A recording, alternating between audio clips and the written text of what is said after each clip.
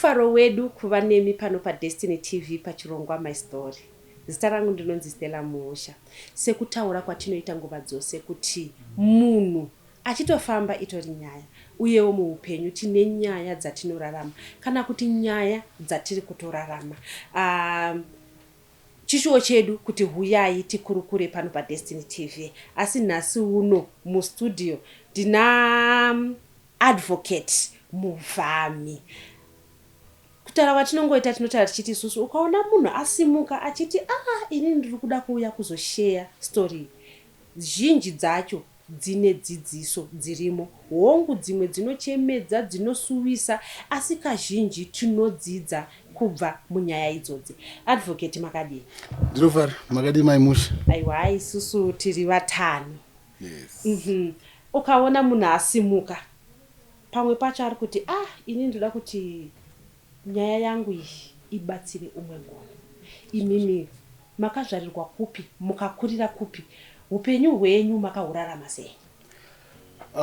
So inini Tafadzwa Byron Muvhami, ndakakurira kuEpworth. Asi kuzvarwa kwangu ndakazvarwa kuGuruve. Then Epworth is a suburb, a satellite suburb iri east of Harare, about 15 kilometers. Notorious for crime, vakawanda vanoziva mhosva dzinoparwa imomo. Saka ndoma ndakazokurira namai vangu nemasiblings angu 4, takazvarwa tiri 5. Asi vana vababa vangu tese tiri 13, and saka baba vangu vanga vane madzimai about 5. Saka tose tiri 13, asi vamai vangu tiri 5. Saka takakura takadaro kuEpworth. Zvikoro zvangu zvese ndakaenda kuEpworth, Epworth Primary School from grade 1 to 7. Ndikazobvapo ndikamboenda kuCranbourne Boys High form 1 and 2. Form 3 and 4 ndikaenda kuEpworth Secondary School. Then for my A levels ndikazoenda kuHatfield Girls High School. Ndozoti watarisa nefesi kuti Girls High School. Yeah. Yes, ndakaenda yanga iri girls school, but it was the closest A level offering a high school mazuva iwayo. Saka vaizongoisawo vakomana for form 5 and form 6. I can imagine ushinyora kuti I'm a boy, I went to a girls high school. Vana vangu vanogara vachitiseka vachiti makaenda kuGirls High School, but that was the closest that was there, so ndokandakazonopedzisira A level yangu. Tikatasa mascriptures unonzwa munhu achiti panguva yaJesu yaya, what good can come out of Nazareth? Now pamati ndakakurira kuEpworth, ndofunga munhu wese akangonzwa kuti Epworth anongofunga nyaya yevanhu vari kuenda pabooster, ari kufunga vana vari kuita all that crime. Saka muEpworth ndo makabuda advocate vatinavo panapa. Zvinotondishamisawo nyangwe neni kuti inyasha dzakadii dzaMwari. Nokuti vamwe vatakatamba navo, vamwe vacho vazhinji vakashaya vachipinda munyaya dzemadrugs, prostitution, kuba, marobberies nezvimwe zvakadaro. Vamwe vari mumajeri. Saka even now zvandave gweta kudai, ndinototi makesi anobva kuEpworth ndinotovaitira pamwe pacho vasina mari yatinoti pro bono, nokuda kwokuti I want to give back to the community. Ndakuti ndiedze kubatsira as many people kuti vabude muupenyu hwecrime, kuita kuti tiedze kuchenesa nzvimbo yedu yeEpworth yatakakurira. How did you stay grounded? Maybe you can explain. Ndimai here nokuti dzimwe nguva tinoona kuti munzvimbo yatinokurira hongu tinenge tine zvakatikomberedza, asi pano papo kuti umwe munhu unenge uchinzi hubudi mugedhi kana kuti handidi kukuona wakamira pakona. How did you stay grounded? Chii chakaita kuti nhasi uno tinge tiinemi panapa munhu akurira muEpworth? Maimusha, ndingati inyasha dzaMwari pane zvinhu zvose. Pane bhuku randakanyora pandakaona chirongwa chenyu ndakafara zvikuru kuti mune chirongwa chakadai, because ndine bhuku randakanyora reupenyu hwangu. Mubhuku imomo ndoda kuedza kudzidzisa vanhu kuti pamwe uchapupu kana kuti testimony yeupenyu hwangu ingagonewo kuinspire someone kuti ndakafamba sei kusvika ndiite lawyer rinobuda munzvimbo yeEpworth. So bhuku iri rinonzi By Grace Not by Chance. Richange richilonchiwa I think mazuva ari kuteera wawa. So how did I stay grounded? Ndongoti nini ndakatendeuka kuti nditange kunamata ndiri form 2. Saka izvozvozvo ndakapinda congregation yevanhu vanonamata ende vanhu vakanga vachikurudzira tsika dzakanaka. Mai vangu vanga vari single mother, saka nguva zhinji vanga vari kubasa. Saka kuti uedze kuzvifunga kuti ndaitenge ndiri ndega, but because ndakanga ndatendeuka ndakunamata, ndingangoti Mwari nehama dzekunamata ndo vakanga vachindirovedzerawo kuti ndifambe munzira yakanaka. Saka ini kuti nditi ndoga ndakazvigona sei, I cannot. Asi mai vangu of course semubereki wese hapana mubereki andoti mwana wakaita zvinhu zvakashata, saka vaitirovedzerawo vachiti discipline. Asi handina kunge ndina mai vaya vairova zvokuti unoti ndairohwa neshamuna. I think because unenge ungoriwo mwana asina musikanzwa. Not kuti ndingazvipembedza kuti ndindoga ndakazviita, but I don't think ndandiri mwana ane musikanzwa zvakanyanyisa kudaro. Saka ndangokurawo ndichichengetedzekawo nenyasha dzaMwari. Tinoziva pane dzimwe nzvimbo dzekuti ukaenda kuma4 auoni mwana panze, asi kwauya dzimwe nzvimbo dzekuti ukatosvikako 8 chaidzo unoona kamwana kadiki kari kunze kwegedhi. How was it growing up muenvironment yakadaro? Nekuti kuEpworth unotoona mwana mudiki achifamba 8-9. How was it like growing up in an environment yakadaro? Nazvino ndikaenda kunoshanyira mai vangu ndokona kuti pamwe ndapedza basa kuma8 ndototi arika ndimboenda kuma9 ndichinoshanya. Pandototi malights emotikari kudai so ndotoona tuvana tumwe tudiki tuma5 years kana 6 years, vamwe 13 12 twakamira nevakomana usiku pamwe kuma9 10. Saka zvaiitika izvozvozvo, but inini ndanda kuziva kuti chinangwa changu mupenyu ndechei. Saka nguva yangu zhinji yainge iri yekuti maybe taenda ku all night prayer, maybe taenda ku evening prayer kana taenda kumavhuserere. But izvozvozvo zvakanga zvichiitika kakawandisa, nyangwe nanhasi zvinoitika. So ndotomboseka nechienda ndikaona tuvasikana kana tuvakomana twakamira paya ndowanzoflasha malights angu ndomboramba ndakatsika ipapo ndotsika mabreak kuti vatize vobva vamhanyira kutiza mukati. Asi zvichiri kungoitika nanhasi, ndo upenyu hwemuEpworth iwoyo, because dzimba dzacho hadzina majurahall, hapana, dzakabatana. Saka kuti ungati utsvage mwana apa udi, plus nguva dzedu dzataikura isu kwangu sina matv akawanda, saka maitofamba kunoona tv pamwe kuimba iri 3 houses or 4 houses away. Saka mabereki vanenge vasina basa nekuti muri kupi, vanongozoti muchazodzoka kumba. Asi nguva yamakakura zvainge zviri nani here pane zviri kuitika iye zvino izvi? Nekuti nezvonenge watotyira kuti panobuda nenyaya yemutoriro iyi nenyaya dzimwe nguva tinonzwa nyaya yekunzi vana vari kubiwa. Ende imimi pamakakura zvaivepo here, o kunyangwe makanga muri mucommunity ine vanhu vane ndingati urombo hwekuti kunoshayikwa zvakanyanyisa, asi icommunity yaiziva kuti mwana womumwe mwana wangu? Mavices azvino obviously asiyana neakanga ariko, asi nguva imwe neimwe inenge ine zvayo. Nguva dzedu isusu kwanga kune gambling yanga yakati one day. Saka nekuda kwaizvozvo pakanga painewo nyaya yekumwa doro nekuputa, but mbanje ndo yanga iriko yakanyanyisa. Izvana mutoriro nemamwe madrugs akanyanyisa anga asiriko.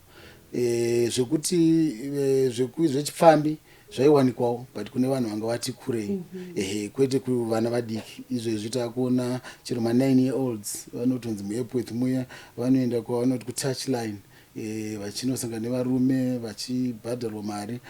Urombo hwakagara hurimo muEpworth, vanhu vakawanda vanotambura vekuEpworth. Asi I think mazuva ano zvawedzera. Saka nekuda kweurombo ihwohwo pane nyayo dzemadrugs, padzekuba dzichingoriko, vamwe dzekupondana chaiko. Kana muchiziva kune dam ririko kuEpworth uko rekuti vanhu kana vachinge vapondwa vanokandira momwe, ndizvozvo. Nyaya dzemaschool dropouts zvawandawo. Saka tikatarisa kudhara nazvino tikangoti zvakada kufanana, asi zvinhu zvacho misikanzwa yacho yawedzerawo nekuda kwetechnology. Zvimwe zvaakuitwawo zvinoinfluencewa nezvinhu zvakawanda, but muEpworth ingori nzvimbo yanga ichingozikamana necrime yakawandisa. Will you agree neumwe munyori akanyora kuti ghetto is not a place but the state of the mind? wongu ndino agree nazvo, but to a large extent, but ndinofunga hangu kuti inzvimbo, kune vaya vanotaura ndichona vanoti kune mweya wenzvimbo, saka kutoti kumufombi, kumabvuku, kuchitungwiza, kuwadzana, kune nzvimbo dzanotongoziva kuti Epworth iyoyo, kukanzi kwatanga jambanja taitoziva kuti riri kubva rakananga, riri kubva nekumabvuku, riri kubva nechakati, handitika. Saka but ghetto, yes, to an extent is a state of the mind.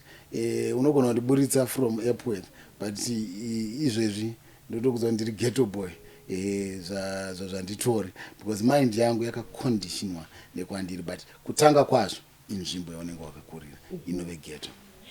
You talked about baba venyu vaine barika. How was it like growing up? Kuna baba vekuti zvimwe maisavaona mazuva ese, because mazoti futi takadzinge takungokudzwa tiina mai chete. How was it like? Nyaya iyoyo inondichemedza ndikaifunga, nekuti baba vangu inini ndingati muupenyu hwangu hwese kusvika izvino vakazoshaya. Muna 1999 ndiri form 5 ndakavaona ka2 chete. So ndichidzokera mumashure mbichana ndachazvarwa guruve patiri 5. Mai vedu nofungawo nekutiwo pabarika vanga vasisakwanisi kugarawopo, vakazobva ndobva vauya kuEpworth kunotsvaga basa rekuita nurse aid, saka vanga vari nurse aid. Saka vakazotitora nonga 3 years after ndazvarwa, ndakatosiyiwa nonga ndiri 1 year. Saka ndakazotanga kugara navo ndaane 4 years. Saka mazuva ekutanga even kutoti ndiite bond namai ndandisina, because ndandisi pamaformative years papa ndandisiri nawo. So ma 1 year to 3 years handina recollection yekuti taigara sei, but obviously I think taigara namai nini kumvurwi. Mvurwi iri kudhuze nekuguruve. Mai nini munin'ina wamai? Mudzimai wababa. Yes. So pakuzvarwa kwedu pana mukoma ana mai vake, Charles, then kozouya mumwe sisi ana mai vake, Barbara, then comes mai vangu inini, takazvarwa tiri 5, and then kozouya vamwewo 2 vakazvarwawo nevamwe mai, then kozouya isusu takanga tiri 5. Saka inini pa5 ndini wokupedzisira. Mai nini vane 4, saka tese tichibatana tiri 13. Saka tiri kumvuru kwatanga tiri kugara ndati handina memory yekuti chii chakanga chaitika kusvika ndazotorwa namai vangu.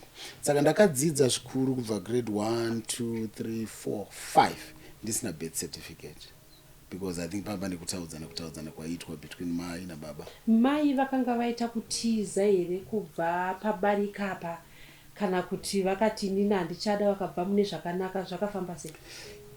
Mai vangu havasati vandizivisa kuti chii chakaitika, and I have not managed to draw her into that conversation. Nofungawo inovadzamira. But chandoziva ndechekuti vakazenge vabva vakuHarare. KuHarare vakazenge vasanganawo nemunin'ina wavo nehanzvadzi dzavo vaivabatsirawo nechino nechino. Zvavanotaura ndezvekuti vaitotumira chikafu kumvurwi kuti tikwanise kuchengeteka. Vaiti ndaenda pambare ndovaona munhu ari kuenda kumvurwi ndomutumira, nendoso to check kuti isusu takagara sei ikokoko. Saka mshoti zvepabarikawo pamwe pacho mai vanenge vachionawo vana vavo singe vasiri kubatwa zvakadi zvakanaka, handizivi. Saka ndaa grade 5 birth certificate ranga raakunetsa, because zvanga zvakunzi kuti unyore grade 7 unofanira kuva birth certificate. So that's the time I remember my mother tichikwira bhazi pambare tichienda kuGuruve, and takasvika tikamira, baba vangu havana kuuya nenguva, vakazouya kwakuma 3 ndichirima, but I was grade 5. Saka ndakangovaona briefly, ndobva vatongopinda maofisi, ndobva birth certificate radi ragadziriswa. So I remember taada kutobuda kuti taada kudzoka kuHarare. Mama wangu ndopa vakaona kuti pa birth certificate pakanganiswa spelling, but ndo wanga uri mukana wega watanda tokwanisa. So baba wangu akadaidzwa vakutobuda, vanhu vese mbva vadzoka, time dzanzi dzatova kuma 4:45. nonga vanhu vakuda kutovhara. Saka mumwe murume akatoti nzwirawo tsitsi ndobva ati handakukunyorerai nepen. Saka birth certificate rangu ranga rakanyorwa nepen, ndakatozorichinja last year kuti ndirichiita zvekutaipiwa. So ndo pandakavaona.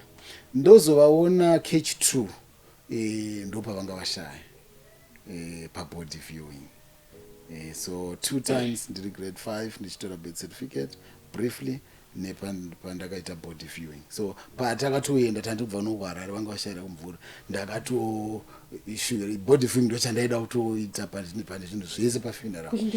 Yes, I wanted to really see and view kuti daddy, yeah, that's the ndokurarama kwandakaita na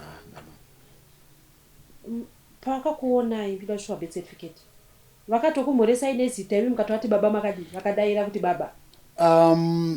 Maimusha handichazivi because ndataura kuti vakasvika late, saka zvinhu zvese zvanga zvakuitwa zvekumhanya. Saka kuti nditi of course maybe takamhoresana, but even kubva ipapo, because that was about 11 years ndisina mbobvira ndakavaona. Saka kuti nditi baba makadii, handina baba wandaiziva kuti ndikuti baba kunani, but of course my mother said dad wako vadi vasvika. Saka ndakavamhoresa kana ndakuvamhoresa kana vakangomhanya vakaita zvinhu munhu handina. Saka handina recollection yeupenyu hwangu hwese pandakakwanisa kuti dad makadii tamhoresana tataura nyaya. And what does that do to you now? Shungu dzangu dzaive dzekuti dai Mwari vakavachengeta. Ndakazovaona kuti baba tikwanise kukurukurawo, ndichinzwawo nhoroondo yavo pamusoro pezvakaitika, because ini ndaagweta ndakamboita magistrate. So kana uri magistrate unotonga nyaya uchinzwa masaidi ose. Saka ndine randakanzwa, but handina kuzowana mukana wokunzwa the other side. Saka ndinongovapa benefit of the doubt kuti maybe dai vakandudzawo imwe story yavo ndaigona kuzobalances. Saka I don't judge him zvakanyanya, ndongoti dai Mwari vakavachengetawo, but ndine mubvunzo, kana Mwari vachizotichengetawo rimwe gore kana tamukawo kubva kuvakafa, maybe ndikazosangana navo ndine maquestions akawandisa to ask him kuti ko zvaifamba sei. Asi tinoziva kuti kunyange tiri vana mataura nyaya yekuti mai vanoti vaimboenda pambare vonotumira chikafu, zvichida kuti pachaisvika vana vaitoziva kuti pane chikafu chatumira. Imimi mava kuno kumuri kugara namai, pane here pekuti makambonzwa kana kuti pane zvabva kuna baba zvichida zvekudya kana zvekupfeka, kana kuti vakanga zvangowo zvinhu zviri kungomirira mai kuti vaite zvese, musina pamuri kunzwa kuti baba vari kupindira muupenyu hwenyu? Chinondirakidza kuti maybe hapana chinhu chaiuya ndechekuti mai vangu vainoclaima maintenance. So one day randorangarira ini nderekuti nekuda kuti takanonoka kuenda kuchikoro, nofunga nekumbonetsana kwaiitika. Saka pandakasvitsa A-level, that was in 2000, ndaisvitsa 18 muna May, asi A-level ichizopera muna November, December.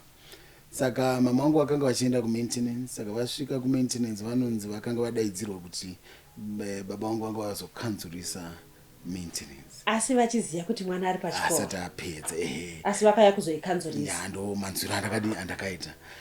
So vaenda, mai vangu vanondudza kuti ndakapopotera mene lawyer rakanga riri pakoti papo, zvezvo kutosvika kutoda kutobatana makora kuti wewe pfungwa dzako dziri right here, hausi baba here unongati mwana asati apedza chikoro, kumatingosiya mamanzi wayo adi apedza chikoro. Saka nekuda kwokuti maintenance yakanga ichibhadharwa, kazhinji aiwanzobhadharwa nemunhu ari kuita willingly ndezvokumanikidza.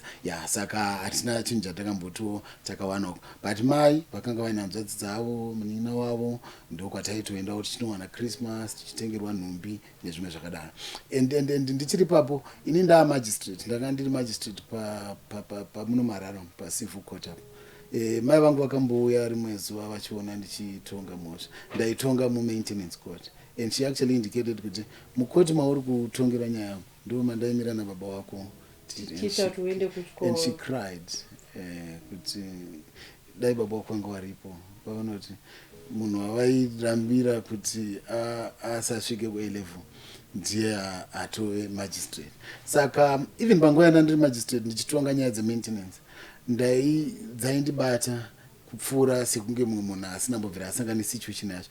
Ndaiona mwana ndofunga kuti inini dai ndaisawana maintenance daigona kunge ndisina kusvika panapa, dai ndakaparara kuepwera, but because of the maintenance iyoyo ndakaenda kuchikoro ndikasvika palevel yandakasvika. I remember pane mumwe aida kuuya achindi-corrupt kuti tora mari upe maintenance iri pasi, asi nguva zhinji ndingati all the times actually ndairamba because ndaidzamirwa kuti ndingatora here mari yekuti ndiite chioko mumwe. Zvandikuona kuti zvinonoafecta upenyu hwemwana uyu. Ndizvozvo chaizvo.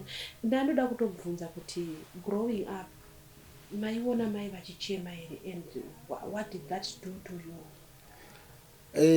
Mai vaichema zvikuru because vaienda kubasa, sometimes she would come back kuma 8 manheru. Saka mai vairuka kunita kweya. Yeah. Saka ini ndakazopesera ndadzidza kuruka. Saka manita emoza ndomugona kumashandisa kuruka majuzi. Saka vairuka mababy wear. Mashawe kudhara kuti atozoti munhu akanane pambiri pake edha anoruka ega kuti anonotenga zvinhu zveshinda zvaiti shawel, kajuzi, mabhutusi, heti nekatrauzi yacho. Saka mai vaita zvese. Saka vaitondipa zvimapisipisi ndichitoita ndichivabatsira.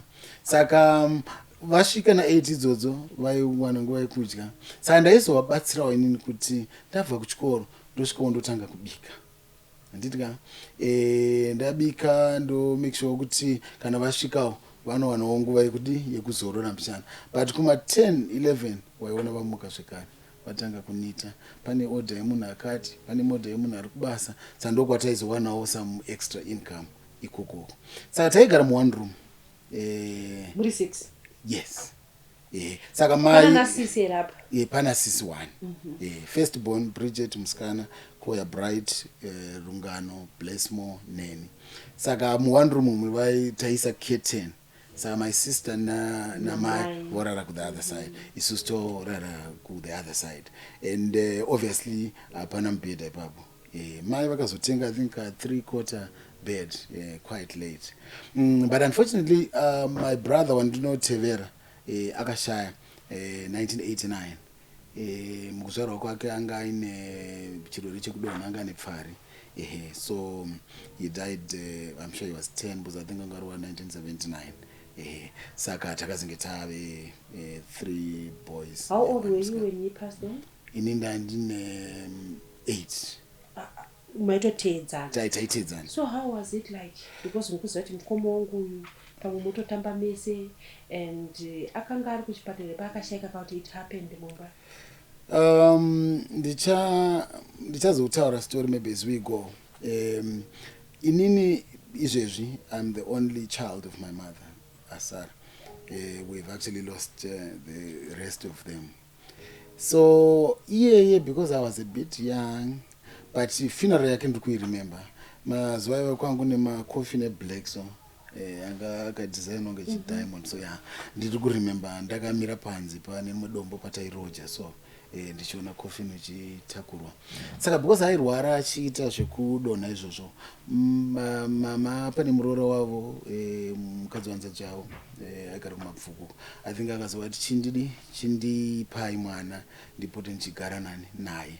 Saka mukunzwa kwangu ndezvekuti akashayikira ikoko kumabvuku. Saka isusu nekugara kwedu taisatombomona kakanyanyisa. Saka ndokwakadi kwakashira, but funeral yakazova yakaitwa Pamba. And baba nehama dzavo, did they come? Ndinonzwa kuti baba vakauya pa funeral pa, but ndandakuvaona. My mother talks of a situation where vana sekuru I think vakatombo batana makola I think banyaya yekuti hauna kubvisa mari ererora and the like. Yeah, saka ndo memory yandinayo, pakukura kwake. Neni kuti tinzi takatamba tese hatina boza aingorwara aingoti chinguva adona. Saka mama dzimwe nguva kuzononoka kuya kumba vaiti vabva kubasa vaenda kumabvuku noona mwana, but still havakwanisi kuti vadzoke naye uku kumba. Votongomonera ikoko murakidza love yacho voya kumba mangwana vodzokera kubasa. Zvakadaro. Now when you look back at your mother, tinoziva kuti munhu isakanzi hero yako muupenyu ndiani. All of us will say my mother. Nekuti tinoona ma-struggles that they go through. When you look at your mother now, you're telling me sometimes if mapedza basa munoendako usiku kunoona mai. When you look at her, mai mudzimai wese mai vese vakakosha. Ndisandapindura hangu zvamai vangu, pane imwe nyaya yakambobuda, I think ndimune majournalist. So there's a mukadzi akanga aseva mwana wake from kudyiwa necrocodile. So akazobuda president, I think vakava nema-awards avanosipa vanhu. Saka she was one of those that was recognized. Mukadzi uyu akataura mashoko mamwe akandibata, akati I don't deserve an award kuseva mwana wangu. That's a motherly instinct. Any mother would have done exactly zvandakaita. Saka ndopiwa award yekuti ndiite se. She received it, but she then dedicated it to all the mothers. Saka ndichitaura izvi ndinosaluta vana mai vose. Asi vamwe vacho handogona kuona zvavakaita, but mai vangu vakasacrifice zvikuru kuti vatichengete tiri 5 kudaro. Chimwe chandoona ndechekuti nguva idzodzo dzavakasiwa, maybe she was in her 30s, asi havana kuzombowana mumwe murume. Ndinoona zvada kusiyana negeneration yemazuva ano kuti zvikangorema people jump to another relationship, but she had needs, but she then said inini zvekurorwa for the sake of my children. Saka vaitichengeta like that, vai make sure kuti tawana zvose zvatinoda. Zvinhu zvakaoma mamusha zvokutodaro chaizvo. Izvo zvandidye derere muupenyu hwangu, because ndakaridya zvakanyanya. Which type? Because if you ask me, people anongoziva derere chipudziri rinototengeswa nachoona. Yes. Iso inopa rinonzi bupwe raionekwa mumaminda so. And then imwe hedge yekuti ukatomufura vanhu vari kuti ihedge but idererero. Yes, takazvidya zvese izvozvo. Iri rechipudziri hara richatondanga singatowanike, ndoranga ritori maybe pamaderere acho, iro ranga ritori nayo. Ndaitove nyama. Yaitove nyama, pane machekero araita rozofuraiwa rodi. Saka ndakadya derere taitonze nemunotema pamunda wanhingirikini. Saka kusvika ndati handichadyi. But I remember dzimwe nguva mai vangu, because I was last born, ndasvika pakuti handichadyi derere. You remember 92 pambune Kenya. Saka vaizoti Kenya iyoyo asi vaitenga lacto. Kusvika kuti ndatove mukuru kudai so ndaitodya lacto zvekutoti nyama yandaisada kuiona. But zvinhu zvangu zvakashepwa because of my mother. Then dzimwe nguva nekuti vanenge vasvika manheru vaizotenga conned meat. Pane kamwe kakanzi Leox kanga kadiki diki so vobva kuti maitocheka mazuva ano wakuita zvekuvhura kuti areko waitori nebanga kazhinji waizvicheka waini. Saka kakondimiti kakoiswa mumavheji ndobataitotadi tadya nyama, but most of the time zvekuti munodya sadza nemazai nezvimwe zvakadaro takazviita tikokepe. Saka vakasacrifice zvizhinji. And chinondirwadzawo nchekuti just like I'm saying kuti I have then lost my siblings. Zvinondirwadza and I actually feel for her kuti vana vavakasacrificeira zvakadaro havasina vangosara neni one. Saka pose pandoedza kuti ndinovaona vakuti ndinomhanya.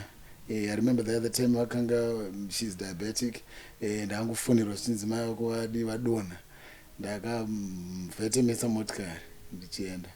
Saka semunhu mukuru vane bhodhi ndakavasimudza ndega. Vanhu vese veipapo vakashaya kuti simba racho ndariwanepi, because ndakati mai vangu ndikavasimudza ndikavaisa. Saka I didn't know kuti vanhu veshuga unongovapa sweet. Saka ndakatoti mai vangu vafa pano. Saka ndichingosvika pachipatara vachitopinzwa mukati, ndakunopaka motikari ndakadzoka vatoresuscitate. I think vanga vapiwa glucose and Saka even kumba ndotendawo kuti ndakaona mukadzi anovada zvikuru even naivo vanowirirana zvisingaiti saka we make sure kuti all her needs are catered for saka ndakavaendesera mai manje inonzi tumasweetener tokuisa muti vanogara vachifara zvikuru takavavakisira imba takavaisira zvese. That's what I wanted to ask. Kuti ndiwe here vakati ndinazida kubva muEpworth ndakakudzira vana vangu muno and pama muchitaura mamuchiti pamba patailoja and now makazovavakira imomo. Takaloja 1 room tikazosvikawo pakuloja 2 rooms then ivo I think it was 1998 ndakuma-form 4 vakawanawo munhu akavaudzawo kuti pane munhu aitengesa stand so mastand emwepo anga akakura zvisingaiti saka vakatanga kuzomaita subdivide vanhu vachigona kutengesa. Pane vanonzi vatumbari ava ndo vakatichekerawo a piece of land saka tatu maland owners ikoko saka ndokwatakazo tivake obviously inzvimbo yavanga vajaira yavari accustomed to saka even vanga vasina kutaura kuti ndoda kugara imomo that is the only place yanga ine memories kwatiri and mashamwari avo ese anga arimo. Yes, so nditori kuuniversity ndakatanga kutoseva mari ndikatoisa foundation pamba and then izvo takatovavakira imba saka havagere zvakanaka. Ukama hwenyu nevana vababa nekuti ukanzwa machitiri 13 pane ukama here hongu baba makavaona like twice once muri mudiki and then vamucoffin ko vana vakasiiwa vamakambogara navo kwamainyinyi vaivai uye even kwamaiguru. Kwamaiguru ndinonzwa vakange vasistoripo pakazouya mai vangu so mukoma wedu Charles akazoshayawo asi ndiye mwana wega waikoko. Mai the other sister Barbara vachiriko if I'm not mistaken ndakambosanganawo nehama dzacho when I was working marondera vanogara kudhuze neikoko so ndisi takazosara isusu tiri 5 namai vangu vakanga vabva and then mainini nevana vavo 4. Yes, takazosangana later in life maybe 10 years 15 years ago saka tine kunzwanana kwakanaka namainini bosi paita ndufu dzekushaya kwanatete vana bamunini saka taizonge tichizosangana ipapo ndopata saka ndine ukama hwakanaka inini nemwana wamainini titori takasiyana negore 1 if I'm not mistaken hatinonzwanana chaizvo tinotoshaya. Because really I would like to salute mainini kana muti mai vakambokusiyai muine gore something mukasara muina maino although you don't have recollection yekuti makararama sei but the fact yekuti vaitokwanisa kutombouya vachiuya vachidongora kuti vanhu vagere sei vachikusiyai there was that thing maybe yotonoti kunoku kuri nani pane kwandiri. Tafadzwa achikura mapedza university inyaya yekuda kuva magistrate pamaienda kuchikoro was that your dream? Kwete inini ndakapedza form 4 zviri zvekutamburira zviya saka paform 4 yangu ndakangopasa 5 subjects out of the 7 dzandandanyora but I did my essentials ese maths English science zvetauro zviya neshona nebible so ndadaro bible takuona kuya kwachinja upenyu hwemunhu muchienda kuchechi. Ndichienda kuchechi saka ndo mapasiro andakariita hapana chandandisingazive mubhaibheri mukuti ndaiziva zvakawanda saka ndapedza O level yangu that was 1998 ndada kuenda ku A level hapana mari mainini wangu munin'ina wamama vanga ari mupurisa pakamboita suggestion yekuti ndiende kuita mupurisa vamwe mainini wangu ari teacher zvikanzi haimboenda kuteaching but again mari dzekuenda kwese iko kupamba sina but ishungu dzangu dzaive dzekuti ndiite journalist ndiri gweta nhasi but kuti nditi ndakanga ndichida kuita gweta ndongoti mwari ndo vakaita redirect but ndichatsanangura nhoroondo yacho so ndapedza kuti ndizoenda ku A level ndakambonotsvagawo nzvimbo excitement yekuti mapedza O level wapasa and then taakufamba tichitsvaga nzvimbo combination ndo yakanetsa combination yainetsera pakuti ndandine shona bible science maths English ndina C chirungu chemugeto wamanager saka kundiite literature zvanisingaita geography hapana history hapana shona nebible ndine ma B saka ndokwana asi imwe subject yekuwedzera pasina. Kuma-sciences wakati maths una C, science una A, but matombo because kwanga kuda kuitwa physics, chemistry. Commercials ndandingori necommerce namaths C, commerce ndina D, saka kuma-commercials it was a non-starter. Saka tabva kuEpworth paya neshamwari yangu anga ati pasei zviri nani takunotsvaga nzvimbo. Saka waitofanira kutsvaga nzvimbo kusingazoiti kuti utsvage transport because unozofamba nei uchienda ikoko. Saka Hatfield ndinanga iri padhuze. kuEpworth kwangu kusati kwana chikoro changa chine A level. Saka takaenda kuHarare High. kuHarare High vakasvika vakati hatina nzvimbo yatingakupa, hapana combination apa. Saka ndakatongotambidzawo ngezvebhanza hapana pachimari tidhile nevamwe. Tabva kubva taenda kuCranbourne Boys kwana ndakambodzidza form 1 and 2. I remember teacher wehistory ndiye akanga ari responsible nekuenrolla vanhu. Akabva tesandikanzi uda kuita chii? Mandati Shona, divinity neliterature. Zvikanzi literature matombo mufana. Nokuti une C. Una C. Saka handikanga nomashoko akewo ekuti matombo. Saka ndobva kwekwe hatakuenda. Saka tanga takutodzokera kuEpworth netsoka. Tabva kuMbare. Ndozvanoda kubvunza kuti Epworth neMbare makaenda kuHarare High nei? Takaenda nekombi but kuzodzoka tanga tiziva kuti hatisina mari. Saka takafamba netsoka neMbare kuCoca-Cola uko patasvika paCranbourne Boys haya. Pandarambiro patakufamba netsoka kuti tiende kuHatfield because taitoda kukwira motikari yaitiendesa straight but Hatfield iri nechemukati. Saka tasvika paHatfield, deputy head wepo ndakatozombosangana naye mutaundi mwezi wandikatomupa $20 because paitambira mapepa angotoda kuite pandati divinity Shona but literature ndakataura nevoice radzine volume yatsikira matombo and vatotora bepa rake mbatanga kudi kunyora ndikatoshamiswa kuti ndizvozvo.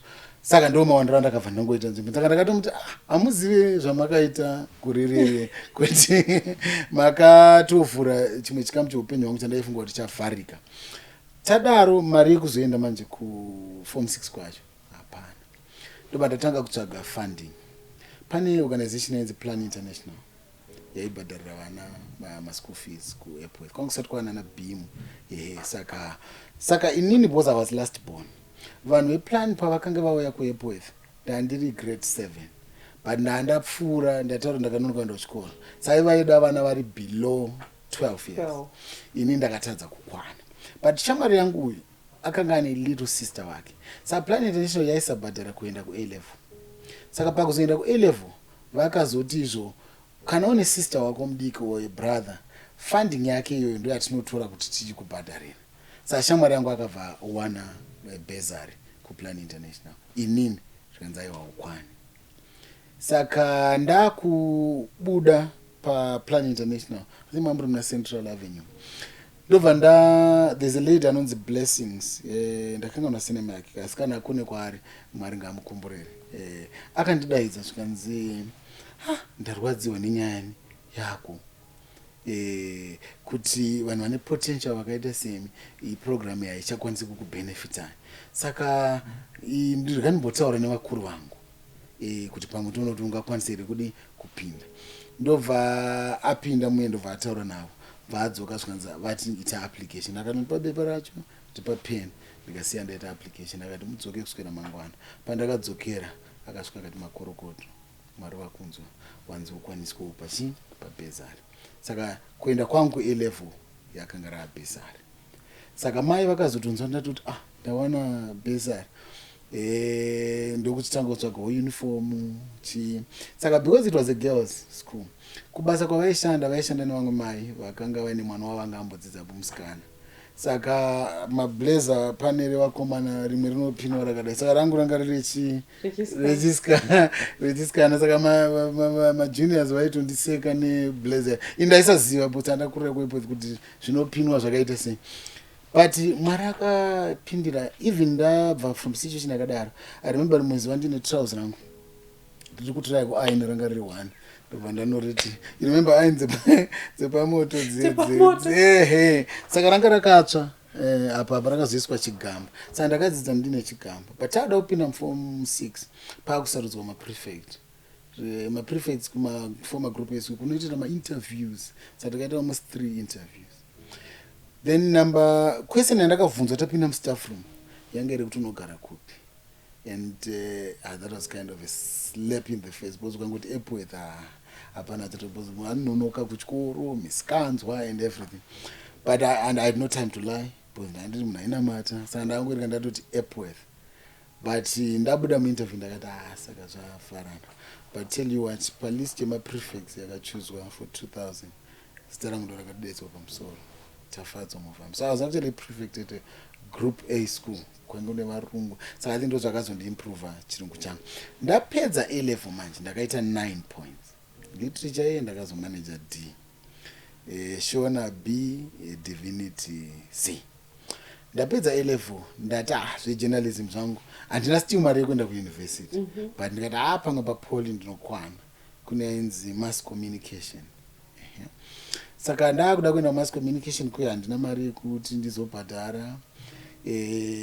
Law handisi kuisa palist yezvinhu zvangu because number 1 ndinofunga kuti handiigoni, number 2 haisiri yo passion yangu. But everyone that time aingotaura zvelaw, but ndandatoka ndati handina law yandinoita ine handiikone handini. Saka ndamirira 2001 ndakawana someone akanditi kune presidential scholarship inogona kuapply, saka uya ndabva ndaapply. Saka nguva iyo ndakamirira apa ndakamboenda kunoshanda kuKadoma, ndashanda kunyore Zimbabwe Furnitures as an accounts clerk, ndokwandaitomboonawo tumari tokupawo mama kuti vachengeteke. And this time my siblings enyu vamwe vahomba vachiriko? Yes, Bridget aroorwa, Bright the second born akutoshandawo ashanda at a hotel mutano, then Rungano anga ndiye andasara naye Kumba namai, but by this time anga akugara naBright, saka ndazobvawo Kumba ndakushanda uko, saka masiblings ese achiripo.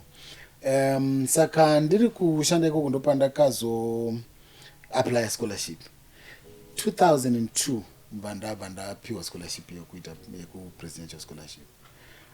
That was a testimony hombe. Ndibva ndatoapply kuti ndinowana journalism yangu. Saka tasvika kustate house takapiwa pananzi maprospectus kuenda kumauniversity nechichi zvimabhuku so saka ndaiona mastudio vachinzi ava ndove ku the faculty of journalism and media. Mwoyo wangu waita kufara. Even now ndichitaura nemi mustudio muno ndofila kuti ndo nzvimbo yangu, this is where I belong. You come back. Saka ndobva ndashanda kuKadoma ndaapply ndawana nzvimbo ye 2002. Saka ndiri kuKadoma ndakambenge ndaapply kuSolusi University ndandawana degree rebachelor of English and communication. Saka ndaita maybe zvinonolinka somewhere. Saka takustate house zvikanzi vanhu vese vari muma local universities kana kuti wakambowana nzvimbo nyoresai mazitani enyu pasi. Saka kwangu tina President Mugabe, so nguva yekunge president vazouya ndodirangarire kutoonekana. Ndakanzi anga ari director of the scholarship program akupa speech zvikanzi President Your Excellency tinoda kutenda zvikuru neprogram yamakaita, takaselecta vana from households anodeserve and all that. Asi pane vamwe 21 vataona kuti rikatibvise palist nekuti vari mumalocal universities nevamwe vacho vakawana nzvimbo, saka hatidi kuti tipedzere nzvimbo kune ava ngavachitanga vadzidza munomu, kana vapedza I think vanozokonzerwa kana vauda unoita vana masters. But inja ndandoregerera kuenda kuSolusi ndichikuti ndisina mari. Solusi iri kupi kune vasingazivi? Solusi University iri kuBulawayo kuMatabeleland, Matabeleland South. It's a Seventh Day Adventist institution. So ndobva ndatonzi matosiwa paya. Kosei isiri kunzi local university? Vaiti it's a local university, saka iwe wakambowana nzvimbo, saka uri kulocal university. Okay. Therefore hauchakwanisi kuenda kuSouth Africa. Ma scholarships aya munhu waifana kuenda kuSouth Africa. Okay. Saka apa makanga mawana nzvimbo kulocal university hamuchakwanisa kupiwa scholarship nekuti vanhu vaienda kunze? Yes, so let me explain. Scholarship ya president mazwaiwa the presidential scholarship. President Mugabe wanga wakadzidza ku Fort Hare University. saka vakazinge vakumbira the government of South Africa kuti vana vamwe vanga vashoterera pamalocal universities pakukwana vabhadharirwe mari vaende kunodzidza kuFort Hare University. Asi sekutaura kwatava kuita even nanhasi mauniversity acho atowanda anoaccepta vana vari papresidential scholarship. Saka isusu pataiapply nguva idzodzo taiziva kuti munhu ari kuapply presidential scholarship ada kuenda kuFort Hare University. Saka izvi zvakataurwa tiri kuState House panguva yekunge tichigadzirira kuenda kuFort Hare kuSouth Africa. Ndopakataurwa nyaya yekunzi vari mumalocal universities. Saka zvavada kuedza because nyaya yeda kuitwa ndekuti vamugaba vangu vati vana vanenge vashota panzvimbo dzemunomu. Saka tiri kuti mwana aona nzvimbo munomu chikamuendesa futi ukoko ifunding imwe chete iri kubhadhara. Saka munhu yaritonga atora nzvimbo 2 yemunomu nekusouth Africa. Yes. Saka the reasoning I think yanga iri reason yacho yanga ichinzwisisika. But kwete kune munhu atombonzi wawana nzvimbo yekuenda uko. Vari mumalocal university pane umwe aitobva vasiya kunzvimbo yake yekuUniversity of Zimbabwe, yekuMidland State University, ndo mauniversity anga ariko nekuNAST. But inini ndanga ndisina kutomubvira ndaenda, but pakuannounce kwavo vakati vari mumalocal universities nevakawana nzvimbo. Saka president vakutononzi vakunoadresa vanhu vaiva 21 vanga vanyoresa mazita zvikanzi achibva matobuda ima muri pakati pe21 pakati pe21 zvakakuitai sei? Sunday yacho kuchurch ndatobva ndanzi brother Tafadza munogona kutadza kuzovaona next week because vanogona kutotravela musi weThursday vachienda, so everyone auya achikunamatira and everything. So ndingangoti 2002 was one of my darkest years. Kubva nguva iyo munana March scholarship yatorwa yaenda, handina funding, handina chii. Ndakachema even as I'm talking to you, I think in recent years ndopa ndaiti ndikataura nyaya yacho misodzi yangu yaida kubuda nezvakaitika ipapo. Saka ndomaslipiro akaita that scholarship opportunity. Pamwe pacho kana zvinhu zvaitika panapa inokwanisa kuregera kubuda misodzi pamakaona mai, what was it like?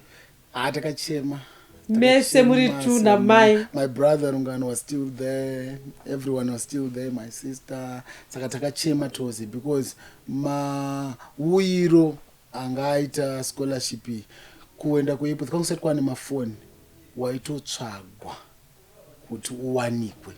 Saka mahondero andandaita kuipo thinini vanga vafonera kuMakomo Primary School.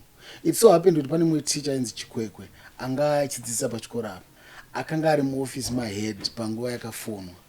Ndobva teacher anonzi akati mwana uyu opportunity yawana haisi for lifetime, hakuna hako maadresi anozivikanwa mumwe, but asi ndichamutsvaga chete kusvikira ndade ndamuwana. Saka ndato ndichibva kuchechi ndobva ndakaona kumba kuna Mr. Chikwekwe nemuritsi wakati uyo kuma9 usiku. Mr. Chikwekwe ndo vakandipa news dzekuti ndiri kufanira kuenda kuState House. Saka everything nonga vakatosangana neni vakati kwe wakazotadza kuenda sei? Ndati paipa ndakanonyoresa zita ndopakafira dream yese. Saka kuti ndizoita law because ndoda kuti ndipindire mubvunzo iyi ndakazogara 2003. 2002 ndakamboita temporary teaching, ndikambozama ndikamboenda kuMalawi ndikambonoshanda.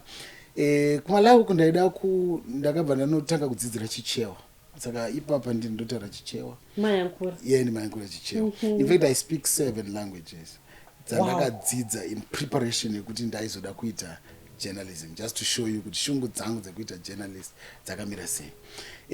Ende kandaizoita journalist basa rangu hombe raida rekuti ndiverenge news paTV. Izvozvo ndoida kuti zviitike. So nekunyora.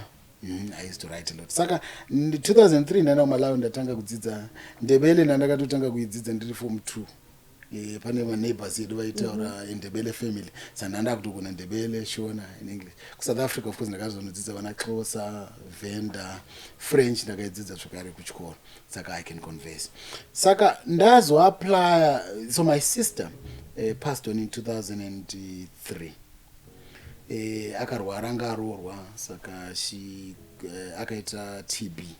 Kusvika mama wazoti chiumbounza ndimbodi timbogara naye. So in September 2003 ndo pakashaya my sister Bridget, akasiya mwana wake 1. Saka zvakatibata zvakanyanyisa. My mother I know kuti vakarwadziwa because pakunge variwo mai nemwanasikana they'd really been close. Saka ndobva asha 2000 same year in November munin'ina wamai maini Victoria vakakura vachibatsirana mama kuti chengeta ndongoti may her soul rest in peace. Parufu rwavo vanga vari mupurisa paMorris Step. Saka panhamo pavo takanga tiri pamoto. So pane mumwe murume wechikuru, she was also a liberation war hero. Saka paiimbwa saka enda inakidzwa nedzimbo dzaiimbwa ngoma dzichirimba. So this guy anga ari pamoto tangasara titu I think vanhu vese vanga vaenda. Mudhara twikanzi ko iwe akatoshamiswa kuti maybe mukomana we about 20 years ari kuita pamoto. Vandati inini ndaida kuenda ndimainini wangu. Ndaida kuenda kuuniversity akati uri kuitei? Ndakaita A-level ndaida kuenda ndanareta story yangu. Zvikanzaka panyaya kuenda ku40 akati so why don't you apply again? Handi kusoliswa chaunozoenda. Ndikati but manje zviri kunetsa ndezvekuti advertisement ndakatoiona but iri kuclose musi weFriday. This was a Wednesday. Mine in vaivigwa musi weThursday. So this guy I think anga ari mupurisa because mukembe memapurisa. He said ndikati but manje chinonetsa pazvinhu zvese ndinawo ma-requirements asi requirement yekuti tiite police clearance inoda 2 weeks. Saka iyo handichatomboidi handichamboikwanisa. Then he said no, come to my office musi weFriday.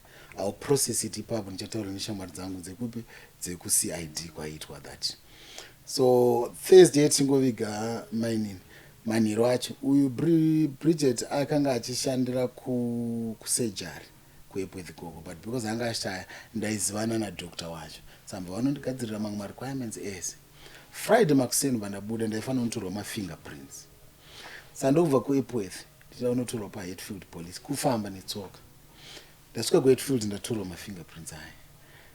But vanoita ndakutorwa vakati zvinoitwa musi Tuesday neThursday iyi Friday. Zvikanzi utoenda kuHarare Central ndokunoitwa everyday. Saka ndasvika kuHarare Central ndandatorwa ma-fingerprints. Ndobva ndachifamba kuenda kuMorris Step netsoka because mari yanga ndayanga iri kuzodzokereza kumba. Saka ndasvika kuMorris Step ndakasvika nonga dzava kuma12 ndamhanya kuenda kuoffice kwavaita ranzi kudry canteen vainzi vaDube. Sandasvika kuenda kana ndakumbira kuona chef Dube ngavanzi superintendent Dube.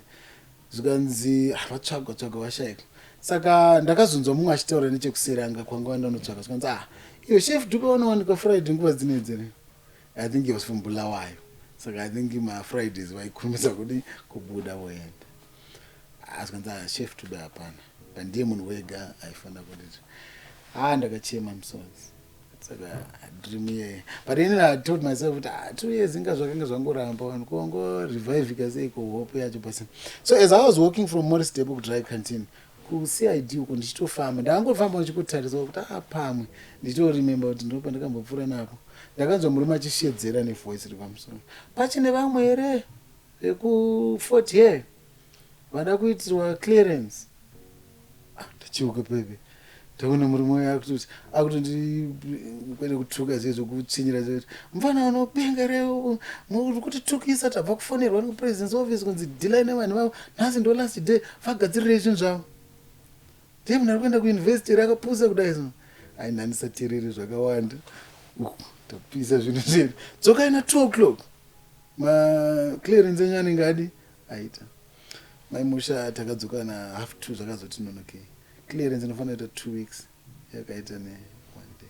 Chef Dube I think wangoshandiswa naMwari to just revive hope iyo yekuti ndokwanisa kuenda kuuniversity. Tazotora zvinhu zvedu paya takufamba netsoka kuenda paChester House kuna 4th kuti masangana nevamwe ndakasangana nevamwe ndangori ndega kuti ndiani ari kuko ndiani vanga vakatorawo ipapo vamwe nonga vanga vane dzimotikari kamwe vakakwira makombi but ini ndandine tsoka. Saka ndakamhanya naEnterprise Samora ndasvika paChester. Ndichisvika muofisi macho mukadzi wacho anga achitema mune mabhokisi akadai so. Saka ndakafunga kuti ndichasvika unonzi vari kuenda kuFord treatment ananambowana ukonzi tiri kudini uye angosvika mukadzi wasvikanzi sawa kwakubva ndatora application ndaisapo akaita mabhokisi kudai That was 2003. Muna 2004 ndakazinge ndawanoka basa ndane foni imwe yenzi 6110 zoyange nechimureza. Muna March 2004 ndafonera pafoni papo tikufona turi kuState House. Ndimunonzi Tafadzo Mufamiri wongu. Application yamakaite kuita scholarship was successful. Saka muri kudiwa kuState House mangwana. Ndaenda kuState House. Ndichinjana ndakangwarira kuti kana pakanzi vari local universities inisirangu not kuti ndaida kunyepa but changa chachokwadi because handisisiri rega zvipora akabva mukutsva. There's a lady actually wandakatosangana naye angada kunonyoresa zita kuti iwe ndobva aregera. Saka chakachinjisa journalism to law ndipapo takuState House. Vaya vanyoresa mastafu vatobviswa vanzi budai muende. Munhu akauya achanaudza akatizvo tiri kuona kuti pari kuapplywa mastudents vari kungochuza masame programs, law, accounting, medicine nemamwe maprograms anga engineering. Mamwe maprograms aya haasi kuapplywawo nevanhu but isusu toda kuti tiende kunodzidzisa vana ava chinangwa chava mugabe nchotidzidzise vana vadzoke vapinde mavarious sectors. Saka this year selection process yedu yakasiyana. Tiri kuti izvo tinotokupa takatsvaga maexperts anotarisa maresults ako oona kuti unokodzera chii. Saka chatakupa ichocho kunoisa kana usingadi dhoiri. Inini gediro ndandakamboribuda ndine musodzi pamatama. I couldn't think of going again nedhoiroro negedhiroro. Ndobva zvanzi Bachelor of Laws pakamira munhu akabata chiplakati vanhu vapiswa chiplakati zita rangu again ndoriri pamusoro. Vanhu vizi kufara kuti ishi waenda kuloboza vamwe vaapply law vaitorwadziwa kuti yes ndo machinjiro akaita. Saka ndakaenda zviri zvokunzi kana usingadi pack your bags and go. Saka ndakamanikidzika kuenda kulo. Ndakanoita 3 years dzese ndisingadi. And this is your first time out of Zimbabwe? First time. Mwana abva muApril. This time pamaenda muchita maprocess ese makati dzimwe nzendo taura wadzoka. Vanhu hamuna kuvaudza kana kudini. Akazongoudza pastor wangu chete kuti zvakazoita. In fact pakuenda kuSouth Africa ndakambenge ndaenda kumalawi but just like I told you but briefly zvokunohodha tichididi but kunyatsoenda out of the country. Saka taikwira mabhazi ainzi city to city pa roadport apo ndobva ndakakwira ndobva ndaenda then 40 ndobva yauya ndobva ndatanga law degree yangu 2004. Saka ndo matransition andakazoita kulo. Kazhinji kacho vanhu vazhinji ukavanzwa chindi kuenda law data lawyer. So why magistrate? Alright, ndabva kuya ndakataura ndichiti ndakarwisana nekuti nai Mwari po law iyi handikona. Inini I'm a smiling person, I'm a free person, ndoda kushanda ndichienda mufield ndichiita iri basa rechigweta ndairiona kunge revanhu vari serious vangori kutakura mabriefcase chichi. Saka ndaisa zvida. Saka pandakasvika mu3rd ndakazoti Mwari saka already manditi ndiite law saka ndoita sei nelaw yacho. One thing that I felt I heard God saying to me is go back to Zimbabwe. So 2008 pambakaomesesa zvinhu paindogora ndakadzoka kuZimbabwe. Mabasa ainetsa naturally. Then munhu adzidza kunze kwenyika qualify automatically kuti uregistre. Unofanira kuita ma-conversion exams. Saka inhasi ndanyora ma-conversion exams. So basa randaikwanisa kuita panguva iyoyo ranga riri kuita magistrate. And the good thing is mabasa anga akawanda ikoko because kwangu brain train yakawanda. Vanhu vakawanda they were actually going out of the country. Saka kuapply basa rechimagistrate kwangu kuri nyore. Saka ndakabva ndaapply kuita magistrate. Post yandakatanga kupiwa yanga iri kumarondera magistrate court kwandakatanga 1 April 2008. I studied as a magistrate. Do you remember your first case? Yes, because waitikana waita training waizoitwa training yaitwa kusvika muna December. Saka pandakapinda mukoti pekutanga vanhu vese hama dzako dzine chitoripo. Saka wasweiwa in vaibva vati okay chimbonodya ichichi. Then new magistrates mamanzi chipindai mukoti vanhu vese varimo watopiwa real case. Saka kesi yanga iri munhu vangava ndakavaendesa kujera ndakavaendesa nemanyawi here kana kuti ndingorakidza vanhu kuti ndane simba. What they done is vakomana vanga vari 3 my brothers. Saka vakanzi vakaisa chibarricade paroad. Saka munhu aizoti akasvika ipapo amisa motikari aida kuti anobvisa chinhu cheche, ivo vobva vabuda vobva vapounza on the guy vomubira vobva vamhanya hamuna kuendesa nemanyawa Handina kana vakanga vaita vadaro hapana manyawa mamai. Yes. Now we see kuti kumakotsi kunouya nyaya dzakawanda-wanda dzimwe dzinotochemedza. Inini samajistrate pane nyaya ere dzamakamboita dzekuti munoti ndakati ndaenda kumba ndakachema kunyange nenyaya dzandandaita oya ndandaita? Yeah, maybe ndingangotanga nenyaya yandinoti pa8 years ndakaita magistrate. Ndinofunga kuti nyaya iyoyo ndakaendesa munhu kujeri, but ndinofunga dai ndakamboita analysis iri better, pamwe dai ndakareach a different conclusion, ndingadai ndakagona kumakwita. It was some old man akanga achidrive a truck ndobva aenda kuZambia kwaainodeliver. Yeah, saka iye akatopiwawo ma-receipts efake. Iye he genuinely believed kuti ndezvechokwadi, but akazosungwa achinzi ndiye anga aita fraud because anga connive nevanhu vavo. Yeah, I felt kuti paida imwe evidence yaibva from kwakazonzi kwakadeliver things, because mota yange ine tracker. Saka kwakanodeliver things, I think vanhu vavo vaifanira kuzotaura kuti ndivo vakadhila here nemurume uyu pakuita zvinhu kwaakaenda, because kana vanga vasina that evidence ndaifunga kuti maybe I could have reached a different conclusion, kuti maybe anga asina zvaaisiva, anga atoskamiwawo. Yeah. Saka panyaya yekuti yainzwisa tsitsi yandingati ndakaita yanga iri yemunhu akanga arepewa nevarume vatatu, inonzi gang rape. Yeah. Saka akanga achibva kuchikoro. Although inini pandakazosiya chimagistrate ndisati ndane jurisdiction yekutonga mhosva dzerape, asi kutanga kwayo kuuya yakanga yauya iri yemwana yanga ari 9 years. So vakamurepa vari vatatu. One of them akanga ari stepfather wake. So stepfather we anotizvo mai vacho takadanana tichiwirirana zvakanaka nechichi, but basa rake rakazopera. Saka anonzi akatanga kutambura, then mukadzi yanga akumusema achimusasamura.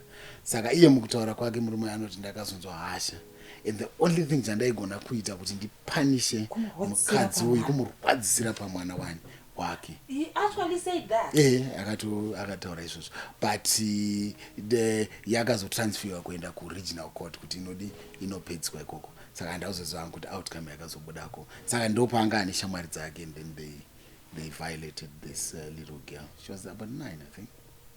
So kumabasa dzimwe nguva zvatinosangana nazvo hazvingoperera pabasa, zvinhu zvinoramba zviinewe dzimwe nguva kuenda umba.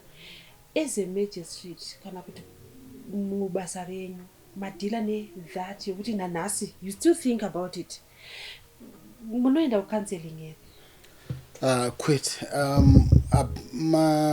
Muhoro wema-magistrate, just like I think vanhu vakawanda in the civil service, masalaries acho haambokwani kuti ungati wawana extra money kutsvaga counseling iyoyo. And imo mubasa racho ndakanzwa izvezvi kuti zvaveko, vakumboprovidawo maybe maWednesday vanoita vanonzi masports day, zvinhu zviri recreational zvokuti vanhu vambokwanisa kumbokula off papressure dzinoita, because mumwe nguva unogona kunyora kana majudgments 2, 3, 4 per day. Saka pressure yacho yakawandisa, but pandakabva inini kwanga kusina anything chaiprovide counseling for one. But izvozvo ndagweta, obviously ndinodila nemamwe macases that is stressful like that. Kana une mari dzako, you can go for therapy and just dealing with my mental health issues, psychotherapy and all that. But zvakakosha zvinhu izvozvo, but hazviko zvekuti munotokurudzira zvinezvi kuti kana hurumende ichikwanisa po vanhu vakadaro ivavo ngavakwanise kuwana help iyoyo therapy yekuti upenyu hwavo hunge huri nani. Zvakanyanyisa. Even iwo malawyer izvezvi ndaagweta kakawanda kacho unotoona kuti last year I think takarescue nemalawyers unge 6 vachingodonha. Yeah, it's actually documented. Vazhinji vacho varume. Some cases atinodhila nawo akawanda. So ndiziro ndichitobva kubasa ndikati I'm going for therapy. vanoti ndezvevarungu Ndezvevarungu. but I've gone there and zvinondibatsira It helps. zvakanyanyisa that hour iroro rakanyanyisa. Those guys, they are trained psychologists, counseling psychologists, counselors. They take you through pane mibvunzo yavanokubvunza, how to cope with stress, how to cope with that. Even iyo nyaya yana chitaura yekuti I've lost a brother, we were, then my sister 2008 pandakapedza university, my brother the second born akatanga kurwara zvekare angasiyanawo nemudzimai wake and the like. So around July he also passed on. Again, processing loss iyoyo was not easy. And sando nangozvibatanidza nenyaya yekuti unotoda psychotherapy zviri serious. But the last one akazoshaya 2023 ndiye akanyanyisa kundirwadza because ndiye anga asara ari the only brother. Apa ndisi kukaunta my half brothers. Mwana wamai vangu wandasara naye. Yes. And on the day rakashaya ndakafunda, I think it was on a Saturday, anga achimborwara, of course aibuse substances and the like. Saka anga akurwara nemoyo achidini. Saka zuva rachero ndakatomhanya because I would give everything chinoita kuti upenyu hwake usaving. Ndaloyaka mari dzavepo and all that. So ndakatosvika even imba yacho that they were staying, my wife and I, we had actually provided and accommodated tichiti vavhikuepo with by next one. But zuva iroro zvakandirwadza because ndamutora takaenda kuchitungwiza kwaaiso kusejari kwaaisingonorapwa. Saingoti akaenda ikoko habva tonorapwa then wodzoka. So my mother was the one who had called him, mukoma wako asikunzwa zvakanaka, the wife anga ari kubasa. So ndasvikako ndakaona neka young boy kake kainga achimubatsirawo kuita zvaanga achiita. Takuenda kwachigowanyika uko tichienda kuchitungwiza akabva atora mashoko ekuti anzi mningina ini birthday rake was just 2 days away. So atirakuza kurwadza ndikati mukoma munotoita toda birthday renyu kuswera mangwana. Saka akati iri handicharioni mningina. Saka ndakavhunduka ndikabatikana ndikaramba ndichimukurudzira. Then we went, tasvika kwasejari kweMvanza admitwa kuchitungwiza hospital. So we go to Chitungwiza hospital, but tatoita kuti admitwe zvese. Almost 10 o'clock ndakudzokera kumba. The wife had come, my wife had come. Todzoka mangwana pavisit. Tonotora mama mangwana touya. Around past 12 ndobva ndafonera zvikanzi I was crushed. Saka issue iyoyo kazhinji even vanhu vechitema hatina maplatforms iwayo ekudhila negrief neloss, kunyanya such multiple loss yemuupenyu. Vanhu vanongobata maoko voita nyaradzo. I think in just a small percentage inoita pakunyaradza. People gather and then they speech and they go. But pane pamwe panorwadza. I think pane sunganiko inoimbomazana panorwadza moyo here kudikidi. Ipapo pakadzika. Ndakamboita depression. So number 1, I had to process nyaya depression. Kufear ndaitya kuti pamwe ndokunonzi ndafawo. Apo ndiri kufunga kuda kusapotawo mai vangu. Apo kune mhuri yasiwa yandakufunga kuti ndichafanira kusara ndichiita take care of. Saka pane zvinhu zvakawanda in so far as kubatanidza nemubvunzo wavabvunza kuti pane here help inopiwa vanhu iwayo mamagistrate. Saka kune kubasa, kune your personal life yekuti uri kuwana zviri kubva kubasa, yekuti uri kubva like case iyoyo. We're talking of a 9-year-old. Nevarume vakuru vatatu. You cannot even try to imagine what she went through. And then you are expected to go home and come back mangwana kubasa. Kwa ipo maintenance code mandaita ronda ndiri ndichishanda. Ini ndine yangu yekutoti ndiri kurelata nezvakaitika muupenyu hwangu. Poya munhu anonzi mwana wechirema ari kuclaimerwa maintenance. So this lady came atori nemwana wechirema and ari kutoedza kumutakura but mwana yatinga akura. Saka anonzi chirema and ane autism. Ndikandiko kuti chirema mazori zvakunzi munhu akaremara. Unoona kuti kunge jeli. And there is baba vari kuramba kuchengeta mwana. And vari kutonzi vakatiza mushure mekunge mwana wayo azvarwa ane urema. The other one yatakamboita, it was a murder case, but nachiri researcher kuSupreme Court, baba vanonzi mwana akazvarwa aine Down syndrome. Samai ndobva baba vatiza, mai vakasara vakazoendawo kumhuri kwavo. Mwana uyu anga ane about 9 years, but anga 9-10 years, ane stunted growth, anechi. Mai kwakuuya nemwana uya kudzoka vakati ndanetawo nekuchengeta mwana pana baba wake. Saka vakasvikawo mva vamona asipo ndobva vasiya mwana uya. Savasiya mwana uya amene kumusha kwacho kwa baba uya anonzi vanga vari vechipostori. Saka hanzi vakazodzika kugomo vachiita maprayers avo mbva vasvika mbva vanzwa kuti mwana uya asiwa. Hanzi mbva vamutakura mbva vati rekandimbononamata mugongo. When he was up the mountain, he took a large stone and he crushed mwana. Mbatodzika achitotaura mai vake akati ndati Mwari sikai mumwe munhu, torai mweya uyu mude musike mumwe mwana. He was charged in a murder and actually convicted. Akazochinjirwa kubva padeath row pakachinjwa mutemo. Saka macases akadaro ekuti maisangana nawo. But mamwe acho munoona kuti atori linked nekuti pane mental issues that were not resolved mumashure. Yes. So people, divorces awanda mazuva. People are processing divorces nenzira dzakasiyana siyana. Anoona kufunga kuti andapora ajump into one relationship to the other. Ko vana vada kudhiliwa navo, ko iye pachake, ko the other person. Social media vanhu vanoisirana mamessage hanzi pamastatus vachitukana. Saka zvinhu zvakawanda zviri kuenda vanhu vanotoda psychotherapy chaiyo yakawandisa. Kana uri magistrate dzimwe nguva uchitonga nyaya kune vaye vanenge vane magweta kwauya vasina magweta. Kazhinji kacho vamwe vane magweta kune vamwe magweta anototyisa kunzi unzwanzi nyaya yatorwa naninga munhu anopabuda apa.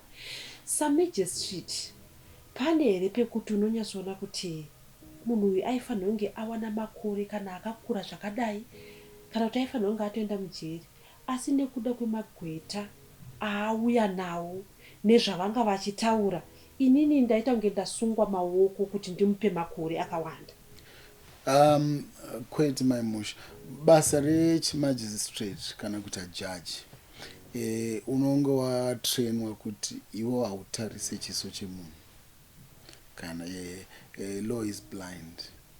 Saka I remember Hosea Chipanga rimwe zuva achitanzika ndikaita president, majaji vose vanofanira kunge vari mapofu. Because kuti kuti vasatarise chimiro chemunhu nekuti munhu akaita. Saka ndo zvatinotrainwa kuti sama magistrate munge muchiita. Saka ndotarisa mutemo kuti uri kuti kudii. Outcome yazobuda it should flow naturally. Saka kuti pauya gweta rakaita sei, but of course kana uchiri junior magistrate pakauya gweta hombe naturally unogona kufeel intimidated. Zvakafanira kuti mumwe wacho anogona ngatori lecturer wako kuuniversity but ari gweta, saka akapia before you unogona ngoita kakutya. But tinenge tatrainwa kuti tisavhunduka kana kutya. Anditika we are independent. Judgment yako munhu ada kuiataka anogona kungozoenda chete kuhigh court kunoita appeal kana review right up to the Supreme Court. Saka gweta kuti rinogona kana tinoise ngarigone richitaura mutemo wekuti unondi influencer kuti decision yandaida kupa ndiende kusaidi ikoko. Saka isusu zvatinoshandisa pakuona kuti nyaya inotongwa sei, tine mutemo wacho tomboti Criminal Law Codification and Reform Act. Unomboti kudii sei mhosva yekunzi theft inodefiniwa ichinzi izvo taking of someone's property andika with intention to permanently deprive munhu iyeye of their property. Rape is having sexual intercourse with a woman without her consent.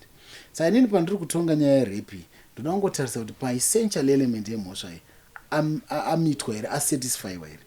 Saka pakaitika sexual intercourse here, handitika sexual intercourse inodefiniwa ichinzi kudii. Handitika it's penetrative sex per vagina or per anus. Saka izvo zvamitwa here, uyu accused arapa ndizvo here zvaakaita. And was there consent. Consent kana yange iripo inouya sei, pane zvinhu here zvinogona kuti consent inogona kuwithdraw here pakati nezvimwe zvakati. Then ndo mutemo wacho saka unotarisa definition yemhosva yacho. Wotarisazve kuti pane dzimwe mhosva dzakambodecidewa inonzi precedent. Handiti so president kunoona pane imwe nyaya yakambotongwa yakada kuita so, pane imwe nyaya yakambotongwa yakada kuita so. Saka taleya zvinhu zvese izvozvozvo kwekupedzisira kwacho, then inonzi trial ndopekuti munhu anopresenta umbo wake, poitwa cross examination, koitwa re-examination. Saka kuti munhu chaiye asina mhosva anza anobuda nekuda kwokuti lawyer agona kutaura rinogona kutaura but complainant anenge anawo PP prosecutor watinobhilivhawo kuti igweta zvekare. Saka muime magweta ega PP ndigweta, defense lawyer ndigweta, mutongi ndigweta. And pane time andakatomboita case yekuti tese 3 kudaro tanga tiri vanhu vakatodzidza musame class. Saka zvinobvumirwa zvekare kuti kana unoti nyaya yadai so you can actually call ma lawyer na PP mu office menu guys pane mutemo uyu ngatimbodiscussa itono kuti mutemo uri kudi, but chamuda kuita pane zvese izvi kuti mimi mukwanise kuapply mutemo muchigaidika zvakanaka. Saka kuti munhu ane lawyer rinogona, munhu inini samagistrate ndozopesana ndakuti because anogona my hands are now tied. No, anenge atotaura mutemo chinoita kuti my hands aite tied kuti kune imwe nyaya yakamboitwa kuhigh court yatinorefer kwairi, iye akandipointira that law. There's a case of State versus Nyirenda in which the accused person akafanana neanga ari accused person mukesi ineyi. Saka nekuda kwaizvozvo koti yakazoanalyze yakati Nyirenda takaona kuti paakapara mhosva motive yake yanga isiri yekuti abe, kana kuti motive yake ingere kuti anga ane nzara as opposed kumunhu akanoba hwahwa nemunhu akaba mabhanzi nefreezing. Saka nekuda kwaizvozvo in that case akapiwa community service. We are persuading this court kuti ipewo munhu wedu community service. Apa mutemo kama handiti. Saka not kuti my hands will be tied. Apa mutemo ndongotedzera zvakadaro. Now I'm all confused. Yeah. Advocate. Nenyaya kuti totonzwa kutoona kuti kazhinji kacho kana usina gweta unenge unongoyerera uchingoiswa kujeri. Vane magweta vai vachitange vanopiwa makore mashoma kana kuti kutonzi enda kumba kana kupiwa community service amuri kutaura iyaya. Zvinenge zvambofamba sei? Zvinenge zvafamba. Magistrates munguva vane nungo. Ku Dar es Salaam magistrate zvaitonzi kana munhu asina gweta iwewe secourt trya kulina kuti umuedze kumuguida as much as possible. Saka munhu anogona kuti paanenge witness anouya kutaura nyaya achitaura mapoints ari kumuroverera, iye mbonzi chibvunza mubvunzo cross examination ovati handina mubvunzo because maybe ane hasha dzekuti munhu anyepa amsatomone munhu kuti kunyepa uyo handina chekutaura naye. Saka kurama ikoko iwewe samagistrate mubatsire. No. Usanzwe hasha uye ataura side rake toda kutonzwawo side rako. Saka unoita patient naye.